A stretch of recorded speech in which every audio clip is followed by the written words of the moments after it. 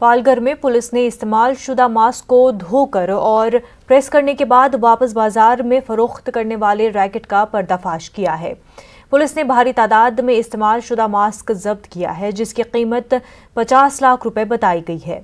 یہ mask vera کی جھونپڑیوں میں چھپا کر رکھے گئے تھے۔ پولیس کا ماننا ہے کہ یہ ایک بہت بڑا ریکٹ ہو سکتا ہے جو بڑے پیمانے پر اس گھنونے کام میں ملوث ہے، اس لیے دیگر ریاستوں کی پولیس کو بھی الرٹ کیا گیا ہے۔ اس معاملے میں پولیس نے 3 افراد کو گرفتار کر لیا ہے۔ پالگھر ایس پی گرو سنگھ کے مطابق اس ریکٹ میں شامل افراد استعمال شدہ پی پی آئی کٹ، ماسک، دستانے اور سینیٹائزرز کو دوبارہ مارکیٹ میں فروخت کرتے تھے۔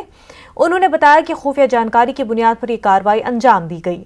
خیال رہے کہ مہاراشٹر حکومت کورونا پر قابو پانے کے لیے سخت اقدامات کر رہی ہے۔ تازہ جانکاری کے مطابق مہاراشٹر میں کورونا پازیٹیو مریضوں کی تعداد 3 سے تجاوز کر گئی ہے۔